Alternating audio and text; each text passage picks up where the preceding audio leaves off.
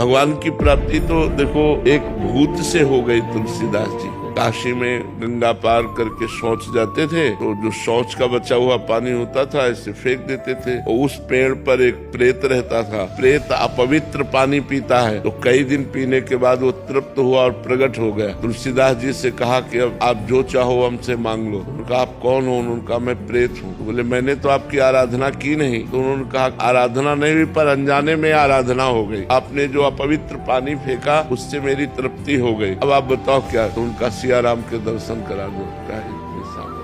हमारी इतनी सामर्थ्य नहीं है कि मैं सियाराम के दर्शन करा दूं। उपाय बता सकता हूँ, उपाय से पक्का सियाराम के दर्शन हो जाएंगे। तो उनका बताओ। तो बोले तुलसी घाट में जब रामचरित्र का गायन किया जाता है, भगवान की कथा होती है, उस समय महावीर परम महाभागवत बजरंगबली हनुमान जी महाराज आते हैं। उनके चरण पकड़ लो, वो सियाराम जी के दर्शन करा देते हैं। तो उनका हम पहचानेंगे कैसे? बोले सबसे पहले आते हैं और सबसे बाद के जाते हैं और मलिन वस्त्र होता है, वृद्ध स्वरूप होता है। तुलसीदास जी उस दिन गए तो जे ही कथा सुनी तो सबसे पहले आकर हनुमान जी महाराज बैठ गए। मलिन कपड़ा पहने ऐसे वृद्ध रूप में तुलसीदास जी दृष्टि रखते हैं। और जब सब चले गए तो हम प्रणाम करके जो ही चले सो पीछे लगे तो भागे हो। तो तुलसी घाट से लेकर संकट मोचन जो काशी के हैं वहां तक हनुमान जी भागे। तुलसीदास जी जाके चरण पकड़ लिए। उनका क्या चाहते हैं? तो उनका प्रभु इतने दिन हो गए भजन करते हुए, मैं अपने प्रभु को देखना चाहता हूँ, कैसे है मेरे सियाराम जी? तो उनका यहाँ काशी में नहीं, चित्रकूट में चलो। तो फिर हनुमान जी की कृपा से